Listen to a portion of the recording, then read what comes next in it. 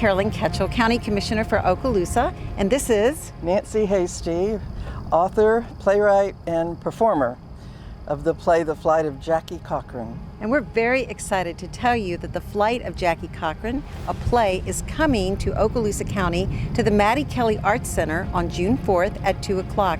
And this is the star of the production, Nancy Hastings. And we are so happy to have her here in front of the statue of Jackie Cochran. And we are excited about that because she, like I, discovered Jackie Cochran, who lived in the 30s and beyond. So Yes. You asked me about how this park came to be. So this park was born out of really a labor of love. It came to us because we had extra acreage. We had 20 acres here, and we thought, what can we do to preserve the old Florida? And it came to us that it would be a wonderful idea to put statues of women veterans who have really been a part of American history since the Revolutionary War, but have never been fully recognized until recent years. In fact, at our park entrance is Margaret Corbin, who fought in the Revolutionary War, and as you walk a little farther, you find another woman who's dressed as a Union soldier, because she really did until she was discovered.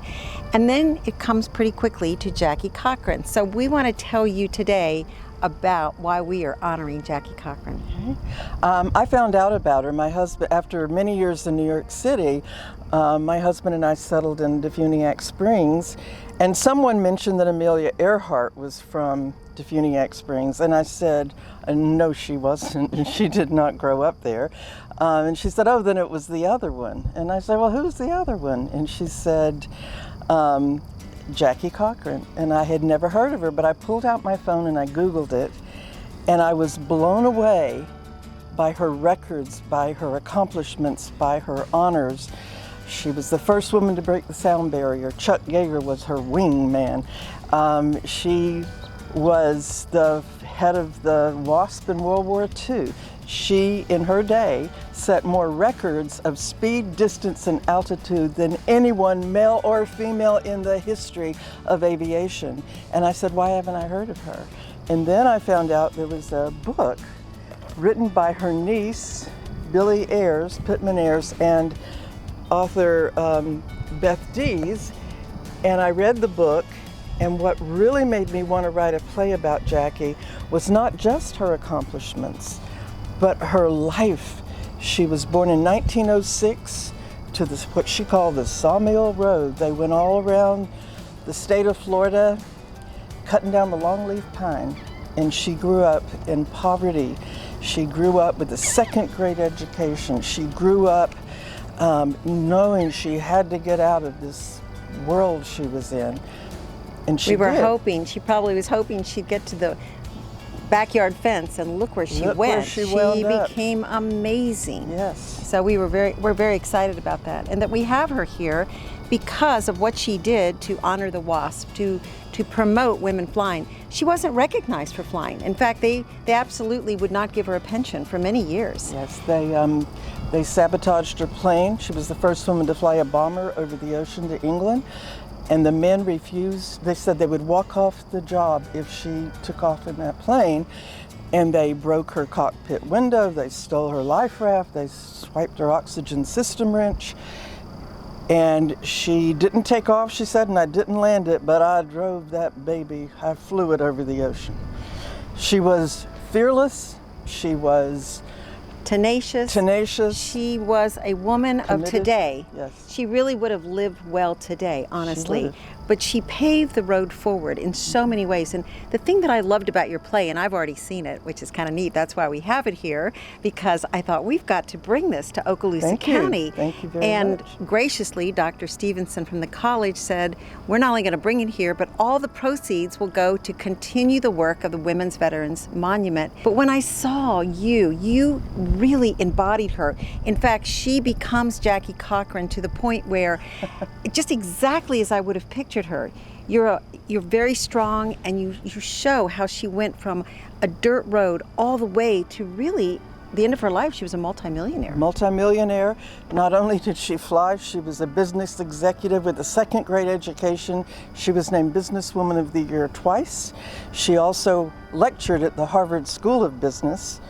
And she she ran for government. She helped Eisenhower get nominated and elected. She hosted movie stars and scientists and industrialists at their ranch out in California. She lived a remarkable life, and she died in 1980, the age of 76, and she was in a class by herself. She was. But you know what? I think that young people, and we have a young girl that actually came out here dressed as an aviator and took a picture, and that's what I was hoping this park would do. It would inspire young women to become more than they can possibly imagine. And that's what happened to her. How did a little girl from Defuniak, who grew up in such poverty, achieve such greatness? But it was through her own tenacity and hard work. She didn't do it through marriage. She did it because she said, I can do this. And that's the message I think we want to give young women. You can do this. You can be what your dreams will take you to be. That's well said. It's well said, Commissioner Ketchel. And just as a side note, Chuck Yeager was a little nervous around her. That will tell you the kind of energy and power this woman had. And on a personal note, her personal life was so complicated that above everything else drove me to want to write about her life, because no book, no biography says the same story twice. It's built on a lot of deception, and she did not always tell the truth, but it made it fascinating. And people that see the play come out with all kinds of feelings about her. How perfect that we're having a flyover right now. Thank the sound you. of freedom. Thank you. And it was just perfect. It was like her flyover. Yes, you know? yes.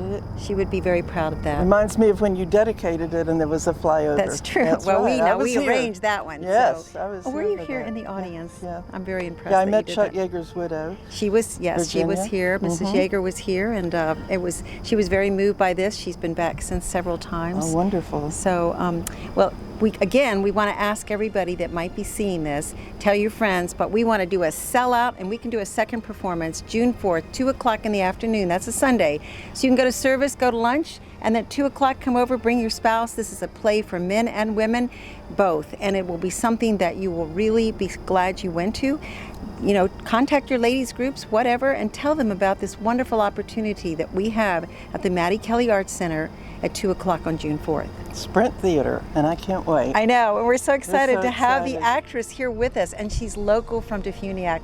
I see so many ways that this tapestry has been woven. Thank you so much for listening to us. Thank you. And thank you for being here Oh, today. I'm so glad. I I'm can't so wait. glad. Thank you.